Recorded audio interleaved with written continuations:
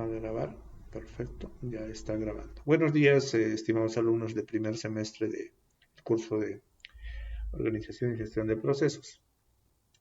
Vamos a comenzar el día de hoy con nuestra clase respectiva a el tema de evolución de los principios y herramientas de gestión. Ok, muy bien, vamos a cambiar aquí para que tengamos aquí la presentación. Muy bien,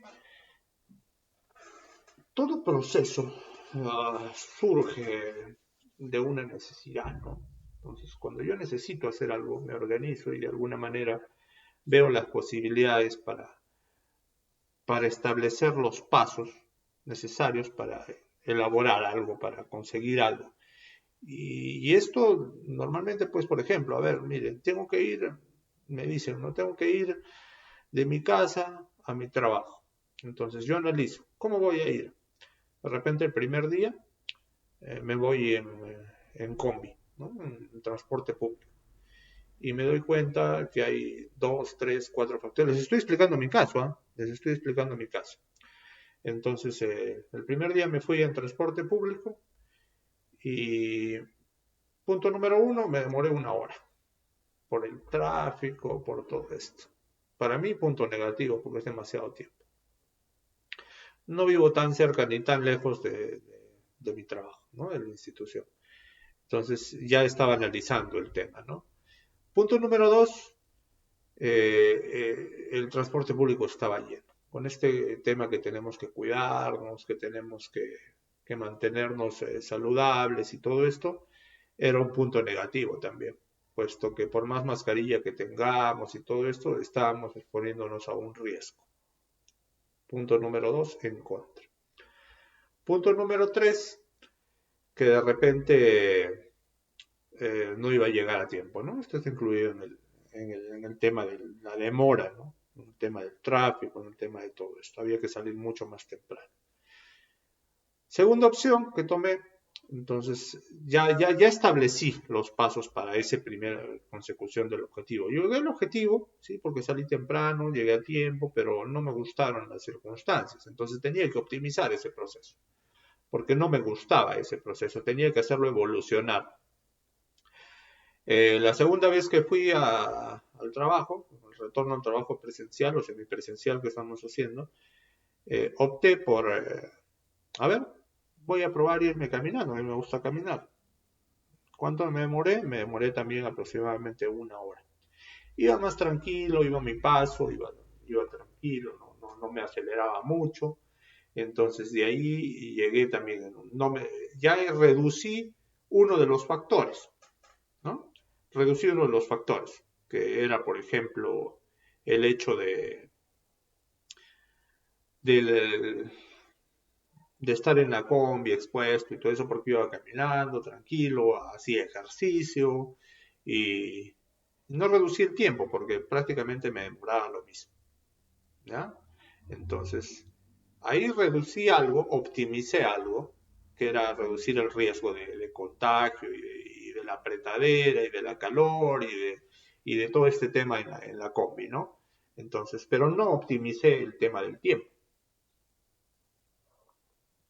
Entonces, a la tercera vez opté por ir, descarté, mejor dicho, el caso de irme en mi vehículo, en mi auto, ¿no?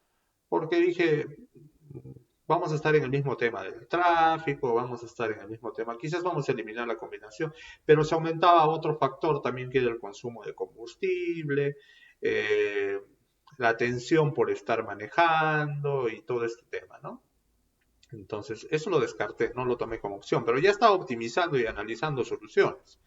Entonces, en una tercera opción, que es la que hasta el día de hoy la estoy tomando y cada día la estoy mejorando, es agarrar mi bicicleta. A mí me gusta eh, andar en bicicleta y dije, ¿por qué no?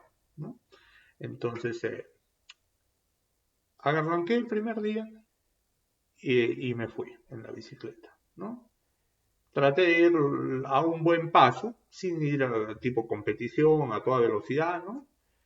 Inclusive en algunas calles, pues que lo permitían, iba en contra del tráfico, por un costado con mucho cuidado, pero ahorraba mucho tiempo. Ahora, ¿en cuánto tiempo ustedes creen que llegué? ¿En cuánto tiempo llegué? De la hora que demoraba en las dos opciones anteriores, lo reduje a 23 minutos llegando por una ruta, tomando algunas calles en contrasentido, pero yendo con cuidado y todo eso, ¿no? Si había tráfico, pues tenía que, aunque sea, me bajaba de la bicicleta y caminaba por la vereda, así en contra del tráfico, ¿no?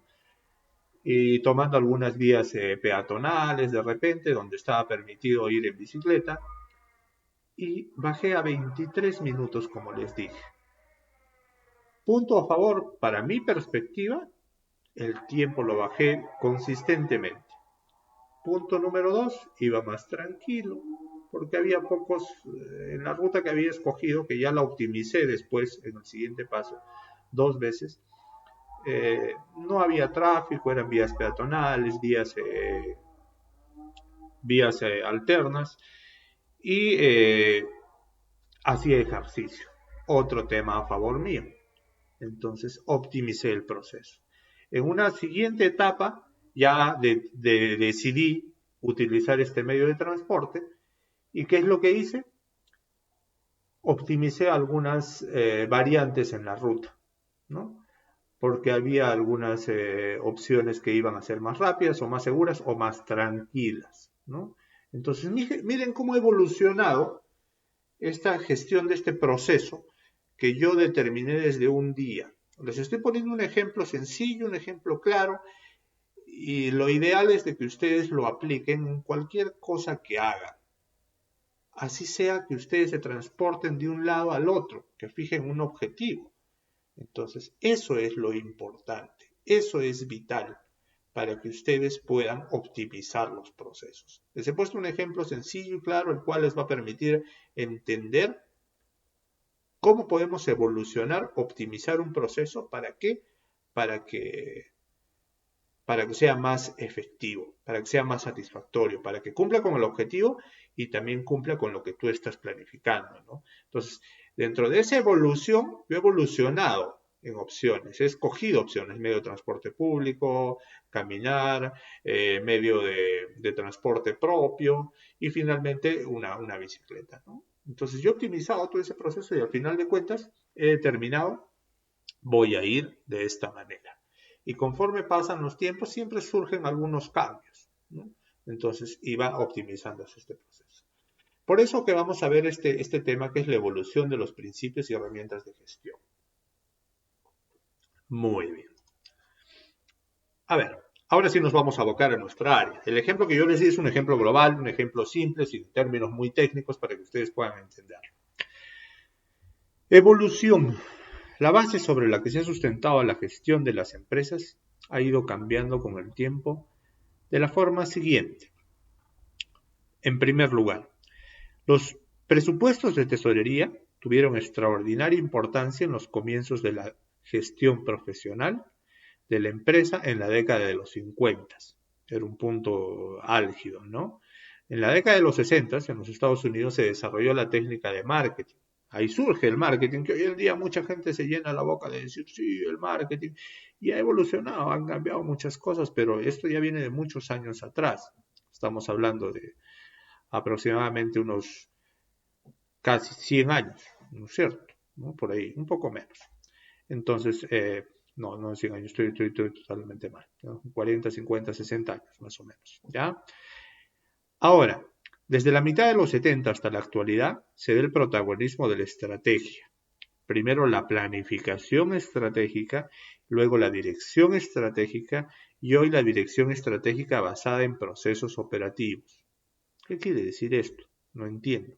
A ver, vamos a explicar un poquito.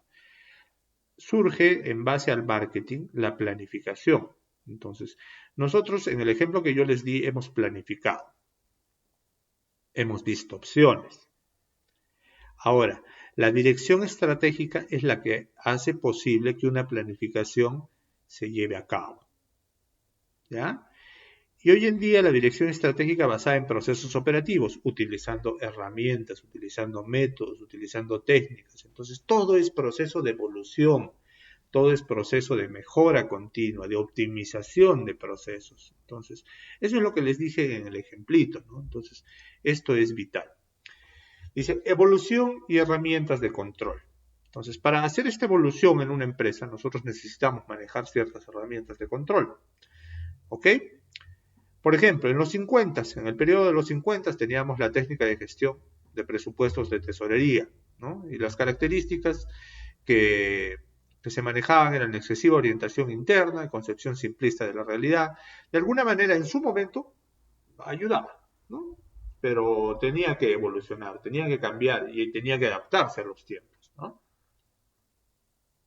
En el periodo de los 60 viene la planificación de la producción, que es continuista, que quiere decir proyectiva y utiliza el marketing. La planificación quiere decir de que continuamente hace una mejora continua, ¿no? Eso se llama el continuismo, en lo que es la mejora y la planificación. Nunca va a ser la misma. En los años 70 surge la planificación estratégica. Dice, solo mira afuera, muy poco participativa, entornos previsibles, trabajo de expertos, un nivel de estrategia, carencia de herramientas operativas. O sea, se hacía mejor lo que se trabajaba en los años 50 y en los años 60, pero todavía tenía sus deficiencias y seguía evolucionando, ¿no es cierto? No utilizaba herramientas operativas, porque eso surge más adelante. En los años 80, la dirección estratégica, que es la que permite que de alguna manera vayan cambiando las cosas y vayan optimizándose con una perspectiva distinta. Mira fuera y adentro. En la planificación estratégica de los 70 solo miraba afuera. Entonces, en los años 80 se dieron cuenta que solamente mirar afuera no era suficiente. Tenían también que mirar adentro para poder proyectarse. Participan los directivos, entornos inestables, prevé adaptación. ¿Qué quiere decir? Hace que todos los miembros internos y externos de la empresa participen. ¿Para qué? Para que pueda mejorar y optimizar un proceso determinado. Y en los años 90 surge lo que es la gestión de calidad, lo que hemos estado trabajando la semana pasada, ¿no es cierto? Esa gestión de calidad es la mejora constante para obtener un resultado correcto de una forma apropiada.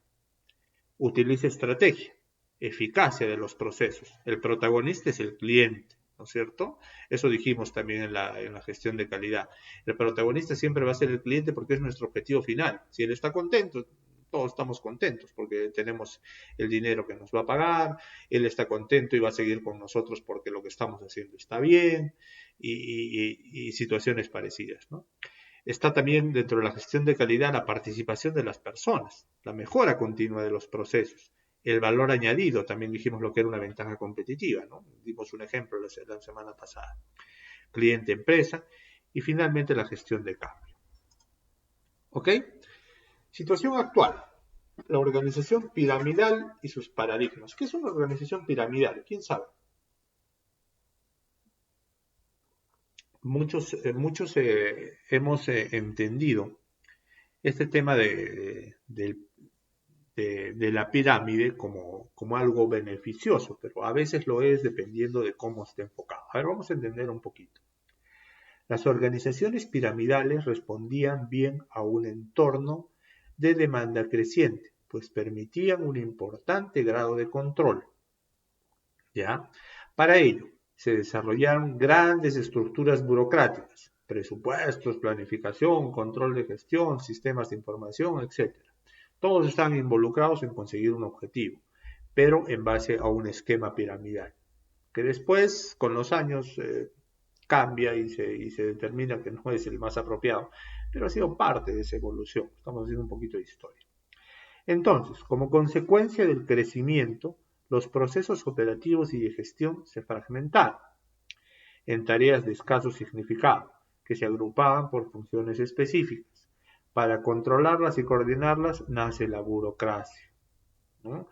La burocracia, ya saben, que es cuando una organización es demasiado amplia y no está bien segmentada, no está bien distribuida, de tal manera que se generan a veces pasos o procesos innecesarios y esto hace que el trámite o la consecución de un objetivo sea más lenta, tediosa y a veces insostenible, que no se permita llegar al objetivo, ¿no? Es ponerle obstáculos. Entonces la optimización tiene como finalidad reducir los pasos al mínimo, optimizar el proceso y obtener un resultado de la mejor manera con todos los involucrados felices, ¿no? Entonces eso es lo que se necesita. Para controlarlas y coordinarlas nace la burocracia, que lo estaba mencionando, con tareas que nada tienen que ver con la satisfacción del cliente, es lo que estoy mencionando. No estaba feliz el cliente, estaba terriblemente mal, ¿no? Sino con las necesidades de los directivos de la empresa. O sea, no estaba abocado al cliente, sino estaba abocado a que la empresa funcionara organizativamente correctamente, pero olvidando lo más importante que es el cliente, ¿no? Es como si la burocracia hubiera hecho posible el crecimiento al tiempo y alejaba la mayor parte de las funciones empresariales del cliente. Ahora quiero que me den un ejemplo. A ver, vamos a ver. Pueden hacerlo por el chat. Quiero que me den un ejemplo de burocracia. A ver, todos y cada uno de ustedes de repente han vivido en alguna parte de los últimos años o de su vida algún problema con la burocracia. A ver, ¿quién me da algún ejemplo? Si quieren pueden hablar o pueden escribir. A ver, hijos, anímense, despierten. Ya son 8:40.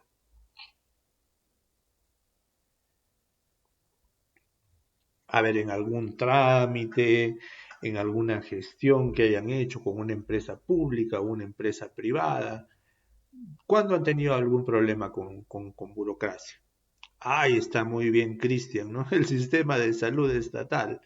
Muy bien. Entonces, tú sabes de que hay que formar a veces 500 personas de cola y de repente tienes que hacer un papeleo, tienes que hacer el otro y al final no te atienden como deben ser y al final te da ganas de repente no utilizar el sistema de salud, ¿no? Y si tienes los recursos o de repente algún poco dinero, prefieres irte a una consulta particular, ¿no? Y si no lo tienes, hay gente que inclusive termina muriéndose porque no tiene los recursos para optar a otra opción que no sea de salud, ¿no es cierto? Entonces tienen mucha burocracia. Aunque en los últimos tiempos ha habido algunas intenciones de mejorar y optimizar esos procesos, ¿no es cierto? ¿No es cierto, Cristian? Por ejemplo, ha habido unos procesos de que de repente puedes sacar la cita por teléfono, por internet. Ha habido intentos de hacerlo, pero creo que no han sido muy efectivos, ¿no es cierto? Creo que no sigue todo ese tema y sigue todo ese enredo, ¿no? Entonces, ahí tenemos algunas dificultades que tenemos que superar todavía. Hay la intención, pero intención no es suficiente, porque no puedes tener una intención solo en una partecita, tienes que hacer una voluntad, tienes que, como institución, tienes que tener la voluntad y tienes que hacer una intención real a todo nivel de la empresa para que pueda funcionar. No solamente se trata de mejorar cositas, ¿no? Porque si todo lo demás está podrido, pues no va a caminar. O de repente tu intención de hacer las citas por teléfono y gestionarlas y todo eso, bien, genial, funcionó, pero llegas a la etapa de la consulta y sigue la burocracia, porque el doctor no te va a atender mientras esto no esté así, esto está así, no tengas este papel, no tengas este certificado, no tengas esto, y no ha optimizado todo el conjunto de procesos. ¿No? Harold menciona, dice, solicitudes en cualquier entidad pública. Hoy sí es un dolor de cabeza, Harold. Tienes razón, debería optimizarse. En muchos países desarrollados, las instituciones públicas son el ejemplo de efectividad, de, de hacer las cosas bien, ¿no? Pero lastimosamente estamos en una evolución que no camina a buen paso por malas decisiones del pueblo, por malas decisiones del Estado y por no querer mejorar, ¿no? Entonces, en la empresa privada a veces es mucho más rápido. ¿Por qué? Porque ahí el objetivo es querer sacar más dinero, ¿no? Pero para sacar más dinero de repente vas a tener que mejorar tus procesos o encaminar a la gente y todo eso, ¿no? Y a veces el problema de las entidades públicas, como menciona Harold, es la misma gente que trabaja ahí que no quiere cambiar, que no quiere hacerlo. Está ahí enraizada y no quiere mejorar, no le interesa hacerlo, porque a ellos les interesa percibir su salario, pero no les interesa mejorar en base al cliente, ¿no? Al final de cuentas deberían saber que dependen del cliente, pero lastimosamente los objetivos son otros, ¿no? Ahora, en empresas privadas también se da tema de burocracia. ¿Alguien tiene algún ejemplito por ahí?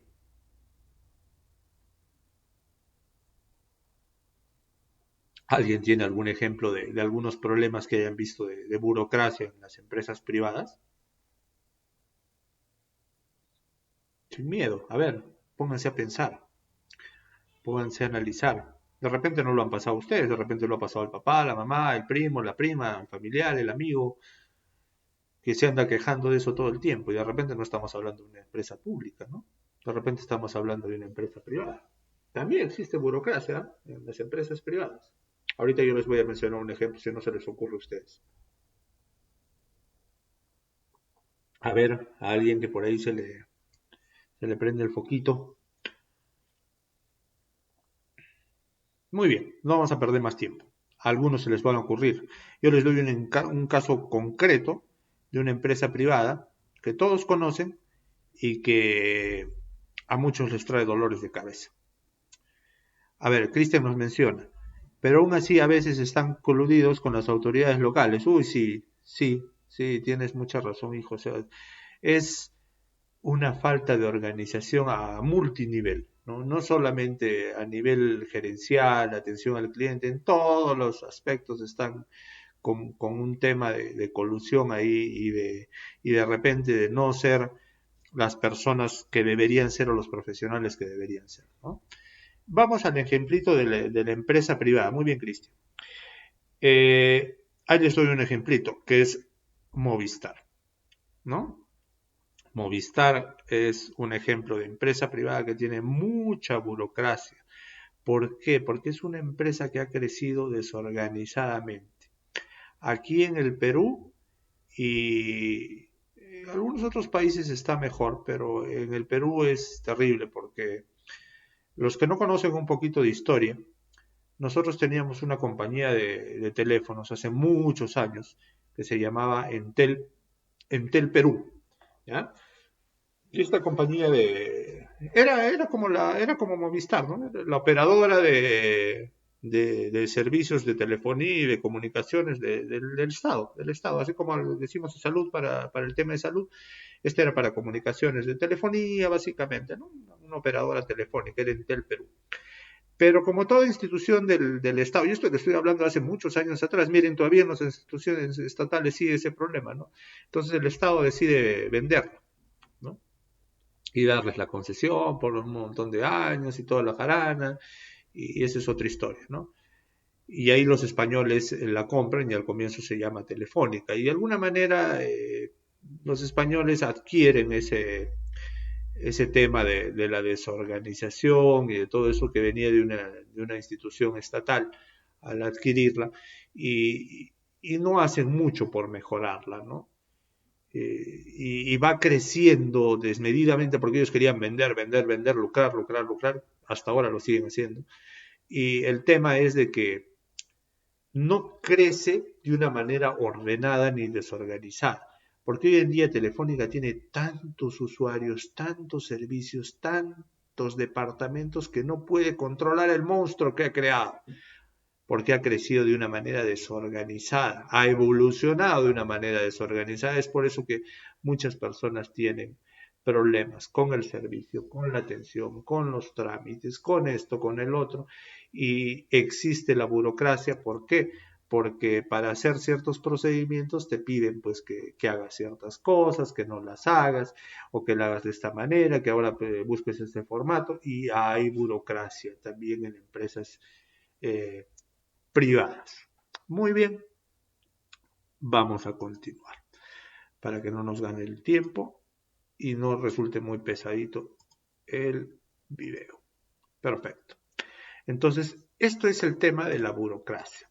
Ahora, la calidad total es un enfoque que aparece en los años 80.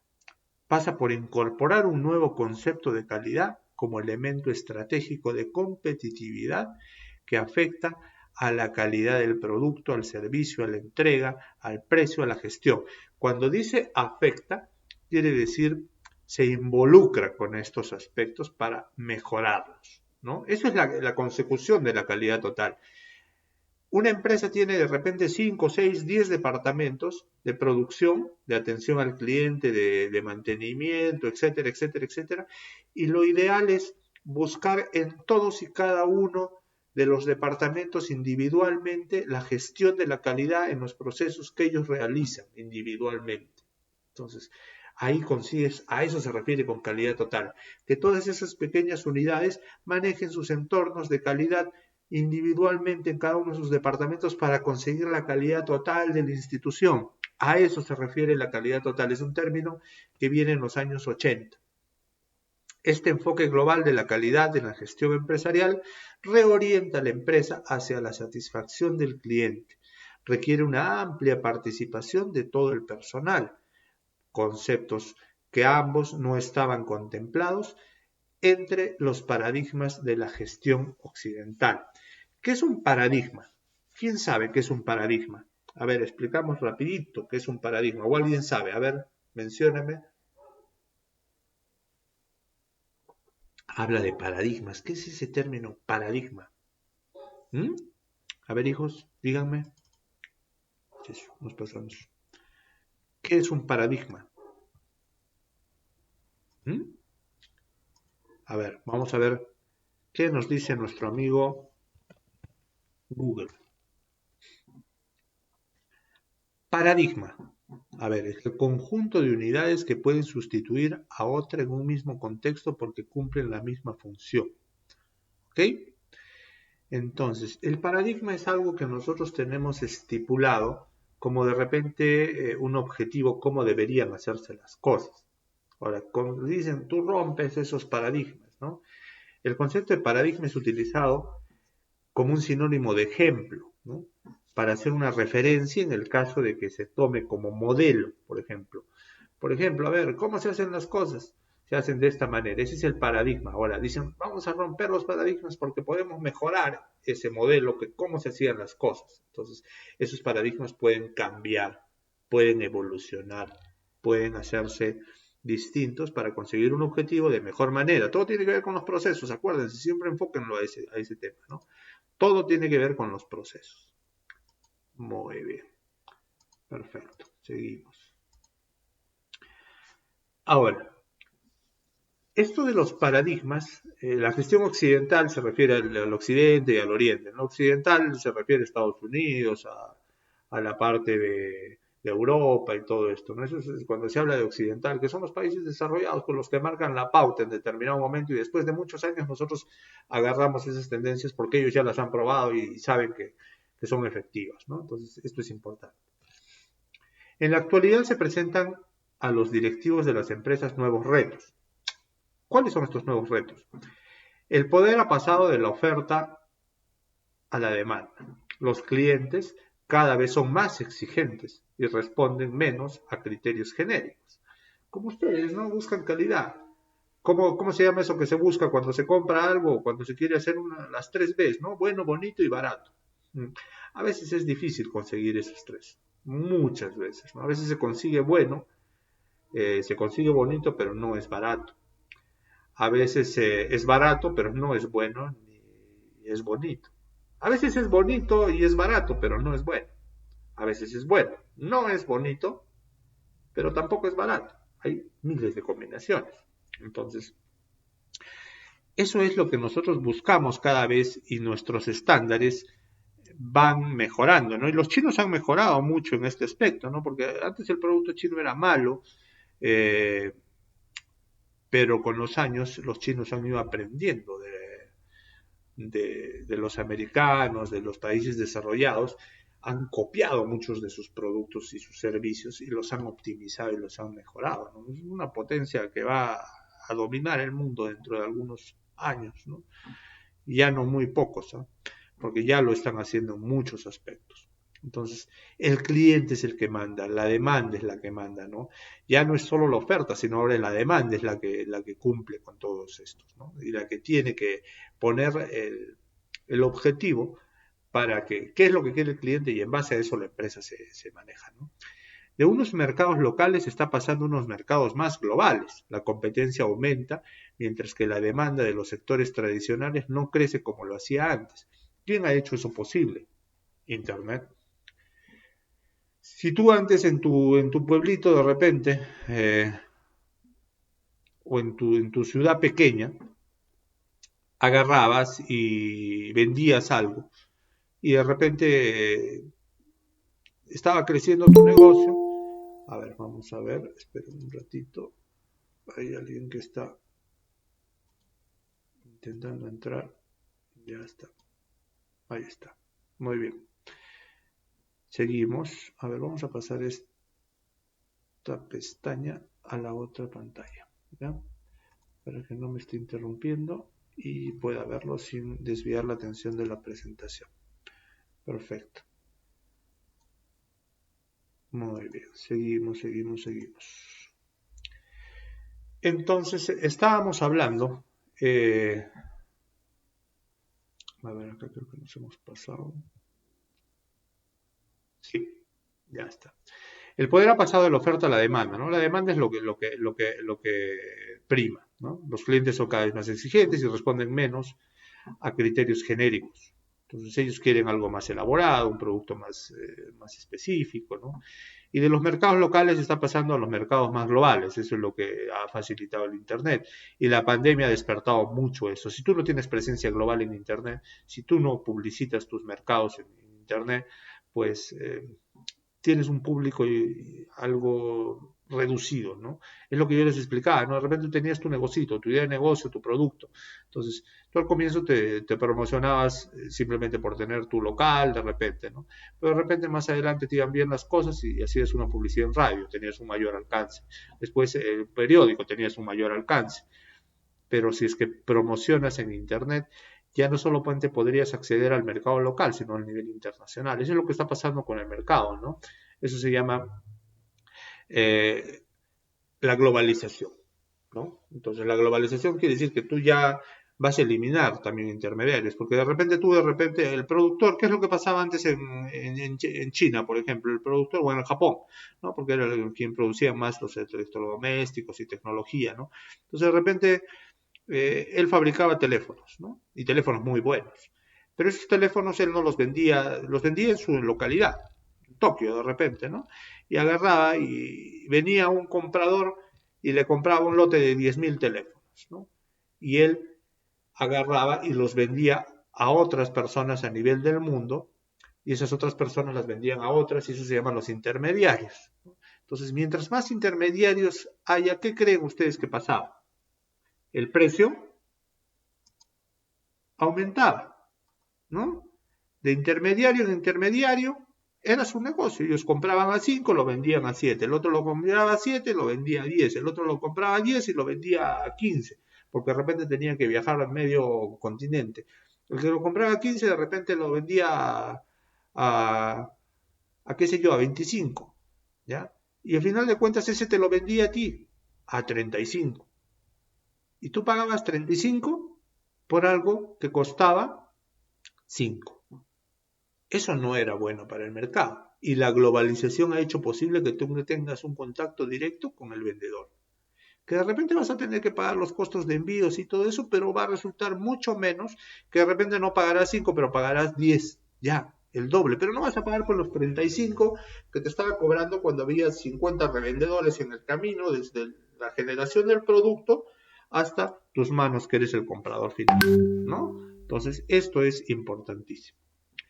Ahora, los cambios son cada vez menos predecibles. Todos los cambios se suceden a un ritmo vertiginoso, pero son controlables. La organización piramidal tiene las siguientes características. Está organizada sobre la base de los departamentos, como dijimos, ¿no?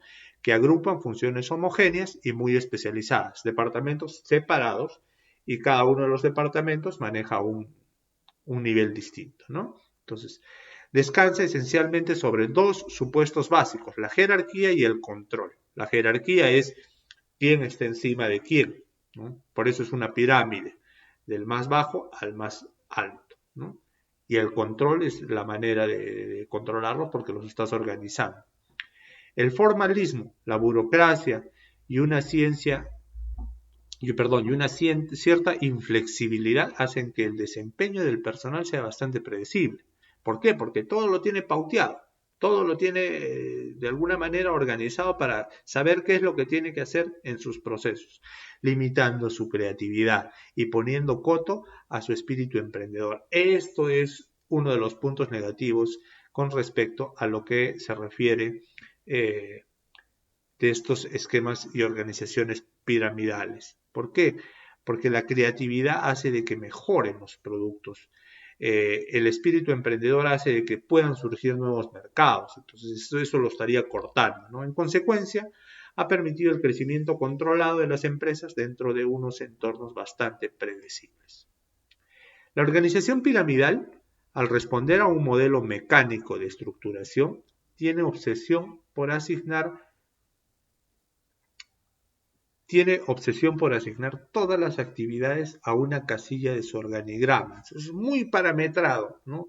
Muy poco deja espacio a mejorar, ¿no? Porque ya le dicen, todo tienes que hacerlo así, y le dan su manual de procedimientos y él tiene que hacerlo así de una manera específica, ¿no? Entonces, esto es muy claro. Por dejar muy en claro a qué departamento se le asigna cada responsabilidad. Así se crean el departamento de calidad y el de atención al cliente para organizar una serie de tareas con ellos relacionadas. O se le asignan un área de marketing, unas responsabilidades a las que él solo no puede hacer frente. Entonces, ya este modelo empieza a presentar ciertos problemas, ¿no? Que se van a ir superando en el turno. Por eso estamos hablando de la evolución. ¿Ok? Muy bien. Ocurre que la satisfacción al cliente tiene muchos frentes, ¿no? ¿Qué es la satisfacción al cliente? Por ejemplo, ustedes están satisfechos como clientes cuando el producto que ustedes han comprado es bueno, cumple con las funciones y de repente más con lo que ustedes pensaban. Y de repente lo que necesitamos es mejorar este proceso, ¿no?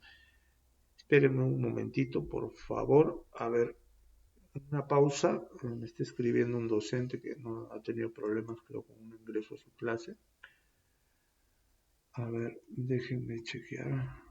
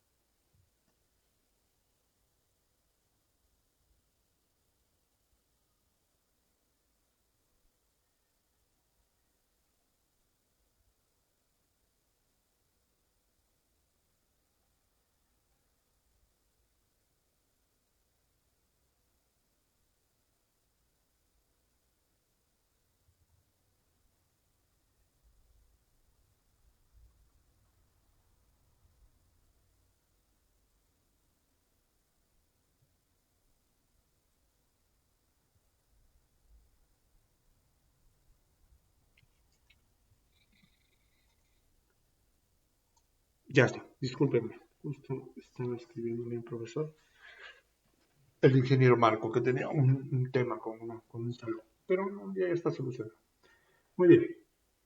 Entonces tú estás satisfecho como cliente cuando el producto que tú has comprado es un producto bueno y cumple con lo que es, aunque de repente haya costado más que lo que pensabas, pero estás satisfecho porque cumple con los objetivos que estabas planificando, ¿no? Entonces esto es importantísimo.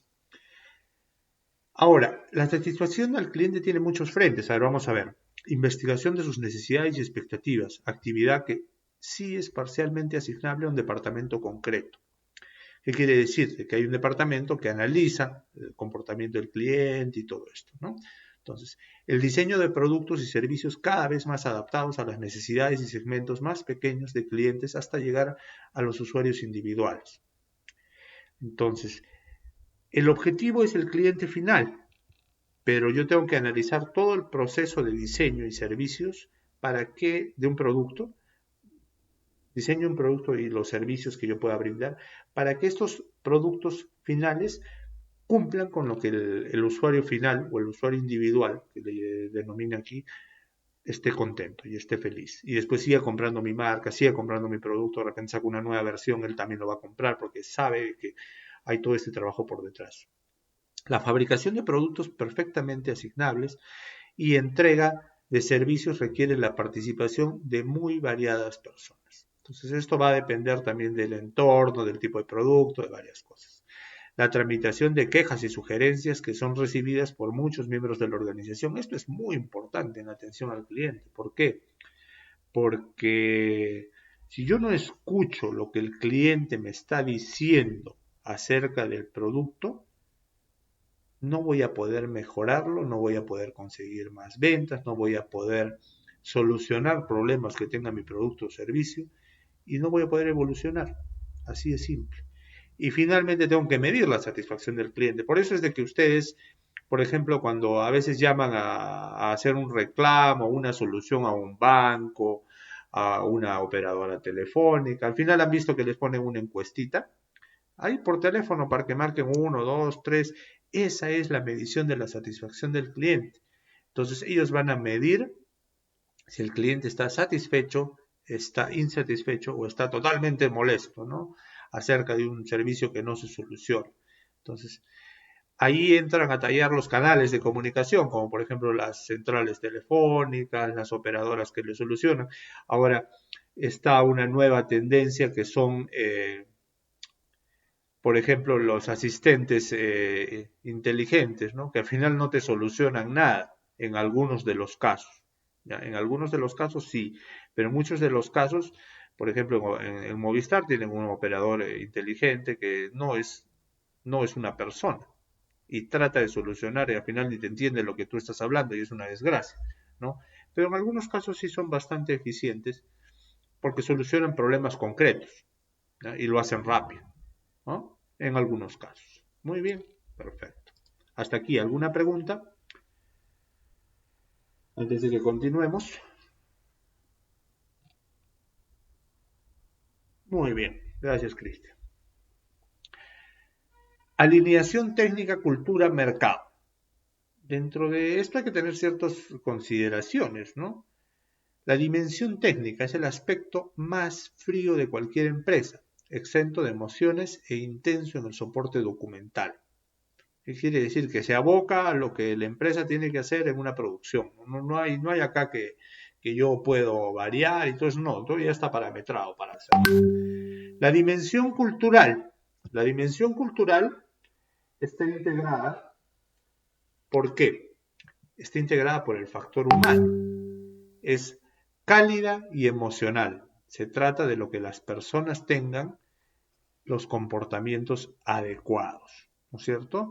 En atención al cliente, en producción, en todo eso. Es una persona que está contenta en su entorno de trabajo y que se expresa de manera correcta de su empleador, de su empresa para la cual trabaja, es una persona que va a rendir y al final de cuentas el cliente va a estar satisfecho con esto porque él va a reflejar ese ambiente laboral en el que vive. Pero una persona que esté insatisfecha en su trabajo, que esté enojada, que está todo el tiempo renegando, va a reflejar tarde o temprano, por más profesional que sea, esa forma de insatisfacción personal y profesional que pueda tener, ¿no? Y el mercado es la dimensión externa, entorno competitivo, el mercado es brutal, ¿no? Compuesta básicamente por clientes y competidores, hay espionaje industrial, hay muchos factores buenos y malos, hay la copia de productos. La mayor parte de las empresas tienen escasa capacidad de acción sobre esta dimensión porque es externa, no puedes controlarla, ¿no? Tienes que adaptarte.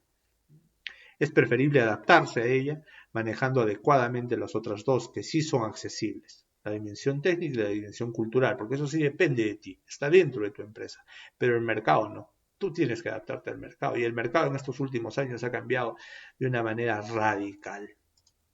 ¿Ok? Muy bien. Pues bien, en cada momento de la vida de la empresa, estas tres dimensiones han de estar alineadas. ¿Ok? Muy bien. El mercado. La forma de competir impuesta por la presión de los competidores y las exigencias de los clientes ha ido evolucionando a lo largo del tiempo. Estos cambios son los que hay que detectar para evolucionar con las dimensiones técnicas y culturales. Actuar directamente sobre el escenario está solo al alcance de los líderes. Entonces, lo que yo puedo controlar es la parte técnica y la parte cultural. ¿Para qué? Para adaptarme al mercado. Tú no puedes imponer cosas al mercado, a menos que seas un monstruo, ¿no? Por ejemplo, a ver, ¿qué empresa ustedes creen que pueda imponerse al mercado? Denme algún ejemplo, a ver, por el chat. Una empresa grande que ustedes creen saca un producto con X características y todo el mundo como borreguito va, le dice, ¡ay, qué lindo, qué bonito! Y lo compra. A ver, ahí está, justo quería llegar a eso, Cristian, muy bien. El iPhone, ¿no es cierto? No necesariamente el producto que Apple tiene, ¿no? No solamente en el iPhone, también en todos sus productos, en las Macs, en todo esto. El producto que ellos venden es bueno en calidad de producción, en calidad de componentes, pero no necesariamente es bueno en operatividad, en funcionalidad. Lo que pasa es de que ya tiene un mercado cautivo y hay mucha gente que se deja llevar por estatus, por apariencia, por muchas cosas, ¿no? Entonces, ellos marcan la pauta en el mercado, ¿no? Se atreven a decir esto y la gente y las demás empresas tratan de seguirlos. Pero lo bueno que ha sucedido en los últimos años es que los chinos han copiado y han mejorado sus productos de ellos. Y poco a poco van a ir evolucionando mucho más aún. Pero la gran fortaleza que tiene Apple, por ejemplo, con lo que es el iPhone, es su calidad de manufactura. Es por eso que cuestan lo que cuestan también, ¿no? Y porque ya se dan el lujo de cobrar mucho más de lo que cuestan realmente fabricarlos, por la solidez que tiene como imagen y como empresa, ¿no? Y ese es justamente el ejemplo que quería llegar ahí muy bien, Cristian. Entonces, estos cambios son los que el mercado es brutal, ¿no? Entonces estos cambios, algunas empresas pueden darse el lujo de hacer, pero muy pocas, muy contaditas son las que pueden llegar a hacer eso. Por ejemplo, en el caso de lo que está introduciéndose en el mercado de los vehículos eléctricos está Tesla, ¿no? Con Elon Musk. Entonces ellos en un momento determinado han podido hacer lo que Apple sigue aún haciendo en este momento, ¿no? Pero ya, por ejemplo, Tesla ya tiene serios competidores y los chinos están entrando fuerte en el mercado y ya no es tanto así, ¿no? La evolución técnica es la más fácil al ser bastante racional.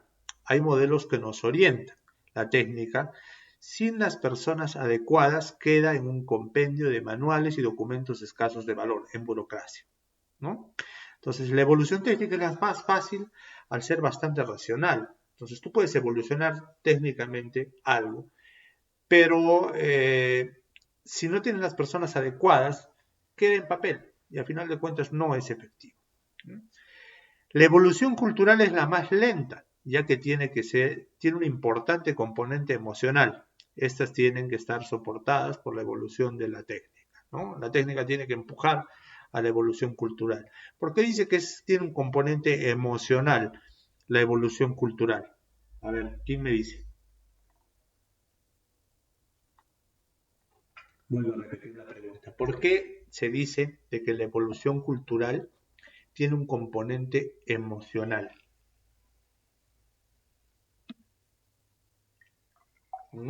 ¿Se basa más a las creencias que a la razón? Tienes parte de razón, sí, hijo, pero más se refiere a que estamos hablando de personas. Y tú sabes que las personas son un poquito arraigadas a lo que suelen hacer, ¿no es cierto? Por ejemplo, a ver, si tú te has acostumbrado en tu empresa a hacer cierto procedimiento y ya llevas 6 a 7 años utilizándolo y te has mecanizado, has optimizado tu proceso para hacerlo lo más fácil posible y y ya estás pues totalmente encasillado en ese procedimiento, y viene una nueva directiva de la empresa y te dice, no, ahora vamos a utilizar este sistema, y esto que tú hacías así, ahora tienes que hacerlo así. Ahí entra también el componente emocional, porque casi el 95% de los empleados tienden al rechazo de los cambios, ¿no? Todo ser humano, cuando le cambias algo, tiende a rechazarlo.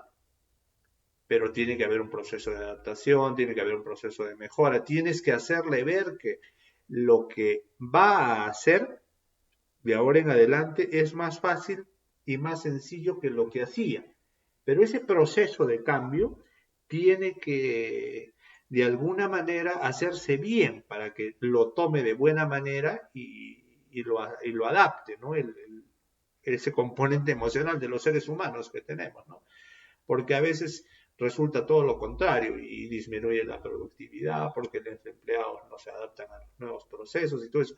Ahora, en muchos casos se implementan procesos que son más tediosos que los que se hacían antes.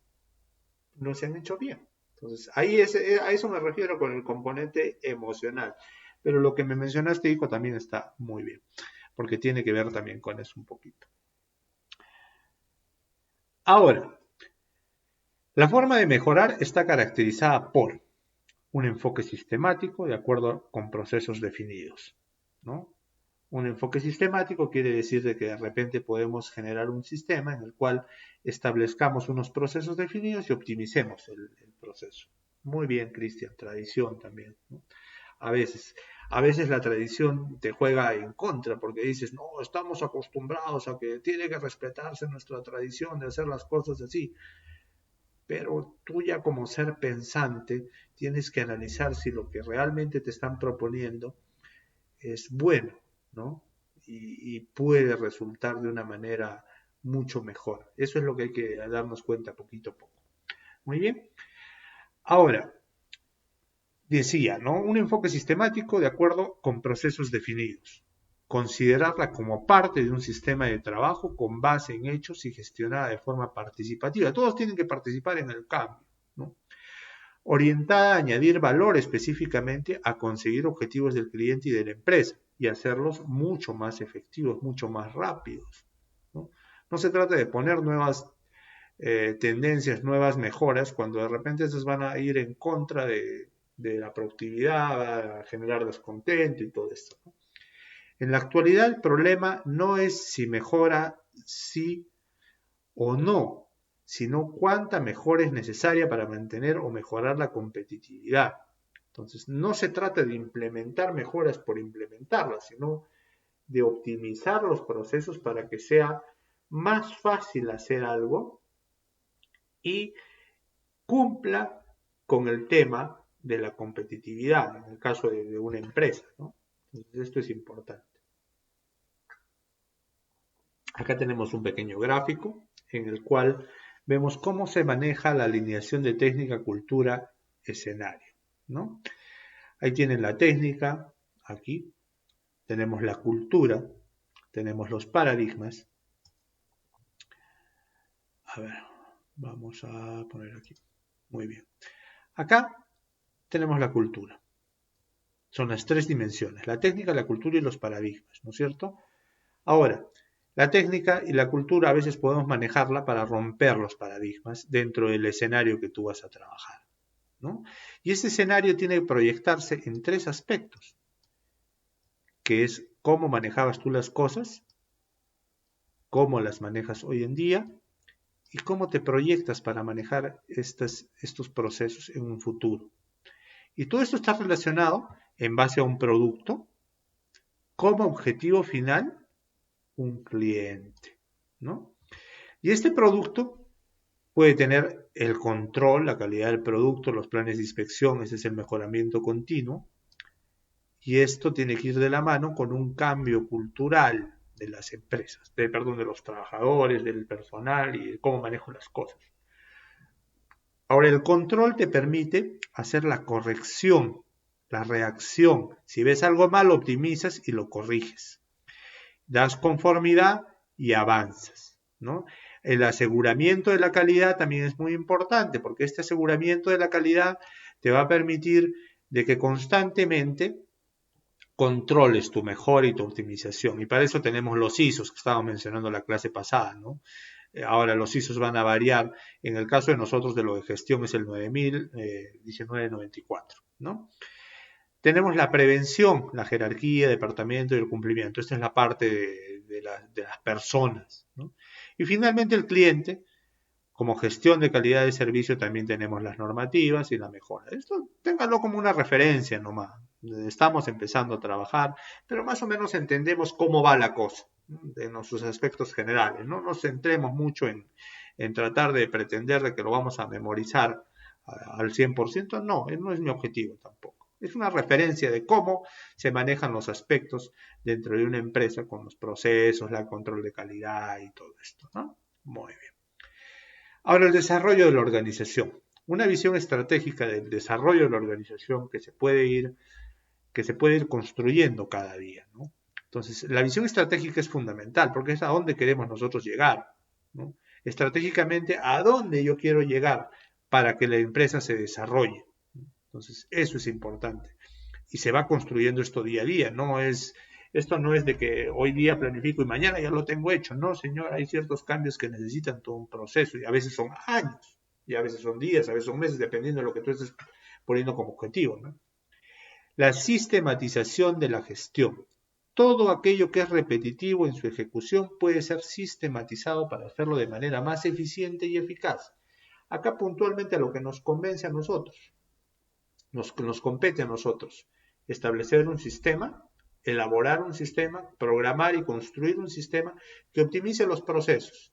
Por ejemplo, antes en un banco se realizaban ciertos procesos para de repente que tú aperturaras una cuenta en un banco y que pudieras hacer un trámite en un banco.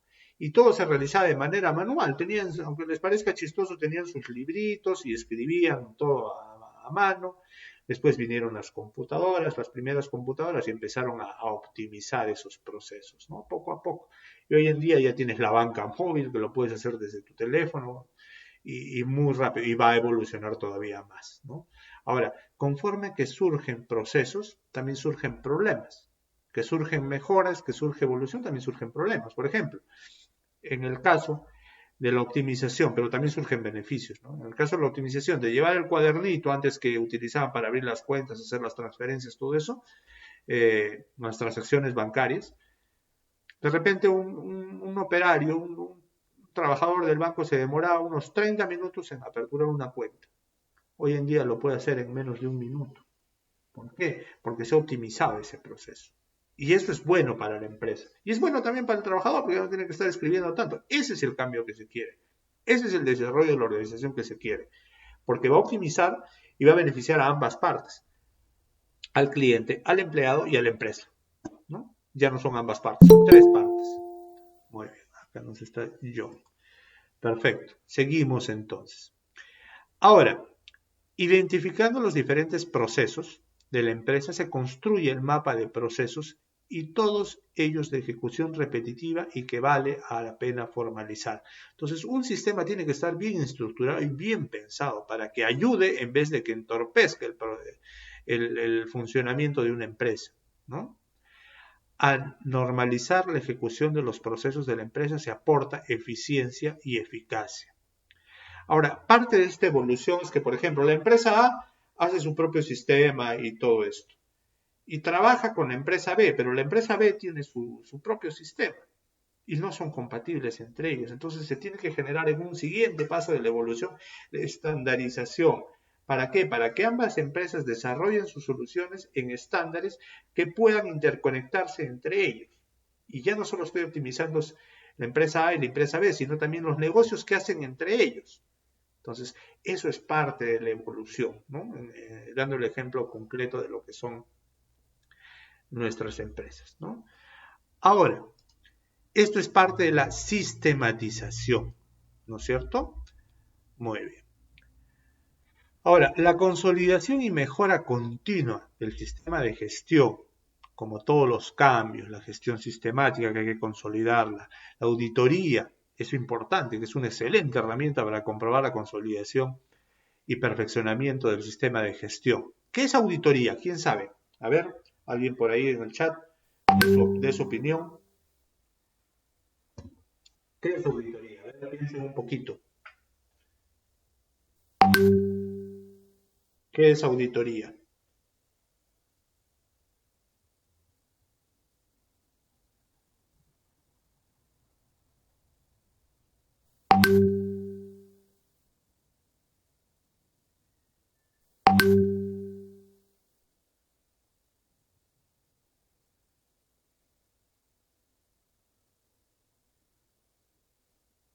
A ver, googleen aunque sea, auditoría. A ver, así aprendemos todos, un poquito de cada uno.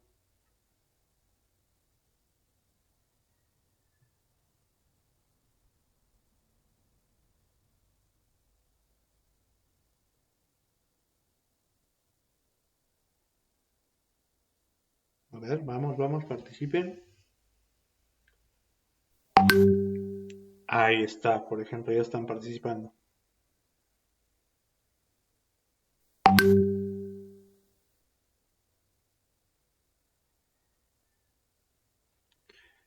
A ver, vamos a leer sus opiniones. Me dice, inspector en contabilidad. Perfecto, Cristian, ¿no? Pero la auditoría va más allá de solo un área específica, no solamente en contabilidad. Ahorita vamos a explicar un poquito. Renzo nos ha buscado un concepto. Dice, una auditoría es un proceso de verificación y validación del cumplimiento de una actividad según lo planeado y directrices estipuladas. Muy bien, Renzo. Cristian me dice, está bien, perfecto. De eso se trata, porque todos leemos y aprendemos. Está muy bien. Consiste en realizar un examen de los procesos, Iván nos pone, ¿no? De la actividad económica de una organización. Ahora, son ciertos aspectos. Es por eso de que a veces cuando buscamos información en Google, nos da ciertos conceptos distintos que pueden parecer. Pero a final de cuentas, todos tienen que ver con algo, sino que la diferencia va en que son aplicados a diferentes áreas y los enfoques son diferentes, ¿no? Pero no quiere decir que uno esté mal y el otro esté bien. Pueden estar todos bien, pero cada uno en su área específica, ¿no? Por ejemplo, Cristian nos hablaba de contabilidad. Renzo nos decía algo más general, ¿no es cierto? ¿Qué es lo que se quiere? Verificación, dice Renzo, y o validación. Control también podría ser, ¿no? Entonces, y Iván dice un examen es un control también, ¿no es cierto? Todo tiene que ver con el control, con la supervisión. Entonces, ahí viene el tema del control de la calidad, ¿se acuerdan? ¿No? Entonces, una auditoría es aquella herramienta que constantemente es como un examen que tienes que pasar. Va a venir el auditor. ¿Qué va a hacer el auditor? El auditor va a revisar tu trabajo, no con el afán de agarrarte y darte un golpe si es que te has equivocado, sino de que mejores si es que has hecho algo mal. Ahora, hay aspectos en los que es crítica una auditoría. Por ejemplo, si estás hablando de dinero y no cuadra una cifra porque te falta una cantidad de dinero, el auditor, es en el caso de contabilidad que mencionaba su compañero, el auditor va a detectar que acá hay un faltante de dinero. Eso ya es algo que puede incurrir inclusive en un delito, ¿no? Puede incurrir en una equivocación y el dinero de repente está acá o está más allá o falta de organización, ¿no? Pero también la auditoría se puede hacer en diferentes tipos de procesos a nivel general, ¿no? Para controlar, mejorar, y eso es el objetivo, ¿no? Pero en algunos casos sí es crítico. Se hace con el objetivo de ver qué es lo que ha sucedido con cierta cantidad de dinero, o con este proceso que ha incurrido en este problemón. Entonces, puede ser también. Entonces, esa herramienta es vital para la mejora continua de un sistema de gestión.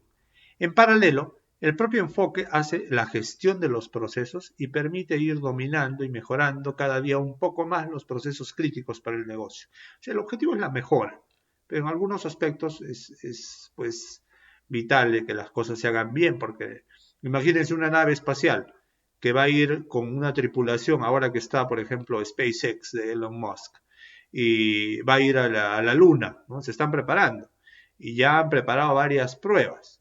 Las pruebas precisamente son como objetivo para que cuando la tripulación final vaya, existe el menor porcentaje de riesgo para que no mueran o se destruya toda la inversión que están haciendo, ¿ya?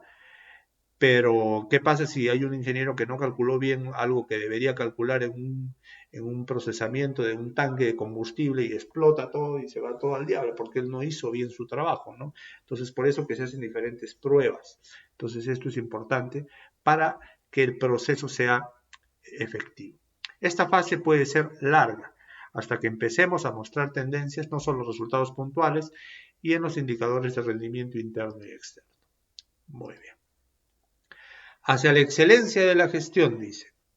La tercera fase es lo que hoy se denomina como excelencia de la gestión. Ya es parte de la evolución, ¿no? Sobre el dominio de los procesos ya conseguidos, adoptamos el mismo enfoque, pero hacia otras prácticas de gestión como estrategia, liderazgo, gestión de los recursos, etc., ¿no? Mejora continua. El camino hacia la excelencia no tiene fin conocido, porque siempre vas a tener algo que optimizar, algo mejorar, porque los tiempos van cambiando, las tendencias van cambiando y tú vas a tener que adaptarte al mercado, ¿no? No es suficiente con ser buenos, sino que hemos de ser los mejores que los demás, lo que anima a progresar permanentemente con el sistema de gestión. Es por eso que los controles de calidad otorgan certificaciones, ¿no? Por ejemplo, esta empresa está certificada con ISO 9000 y tantos, ¿no? ¿Por qué? Porque ha obtenido, mediante un auditor, un control de su proceso de producción y de calidad de producto y ya ha obtenido su estrellita, ¿no? Diciendo que está todo bien. Entonces, eso es bueno para la empresa. ¿Por qué? Porque no todas las empresas tienen una certificación ISO. Al momento de vender, al momento de promocionar tus productos o tus servicios, eso pesa a favor tuyo, ¿no? Acá tenemos una visión estratégica del desarrollo de la organización. Siempre tenemos una curva en la cual tenemos que mejorar y esta curva está basada en lo que se refiere a dos factores, que es la eficacia y que es el tiempo. Siempre tienes que ser eficaz, pero el objetivo es que seas eficaz en una menor cantidad de tiempo, ¿no? Y tienes que cumplir ciertos aspectos, ¿no? Tenemos el sistema de la sistematización de la gestión. Hoy en día todas las empresas tienen que tratar de optimizar sus procesos, de sistematizar sus procesos. ¿Para qué? Para que la empresa sea más productiva, sea más eficaz y sea más precisa y pueda interactuar con los mercados emergentes que ya utilizan sistematización desde los años 60, 50 que hemos estado mencionando. Tienen que identificar bien sus procesos, para eso está el mapa de procesos, ¿no? Tienen que hacer la formalización de procesos, la implantación de los procesos, el seguimiento y la medición para saber que los estoy haciendo bien. Ahora tengo que consolidar y establecer el sistema de gestión de mejora continua, ¿no? El trabajo en equipo es fundamental, tanto del proceso del proyecto como en otros aspectos transversales.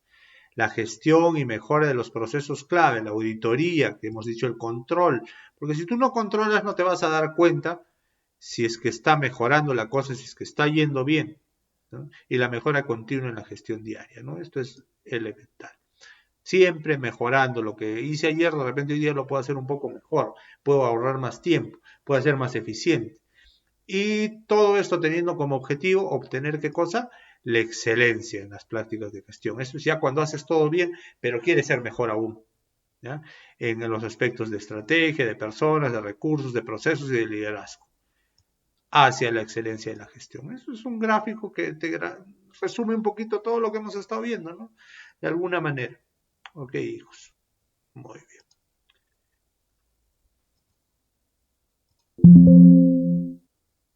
Descartar. Muy bien, ¿alguna pregunta hasta aquí? Con esto estamos terminando esta última diapositiva, justo a tiempo. Voy a parar la grabación, esperen un ratito, porque si no el archivo se hace tremendamente pesado.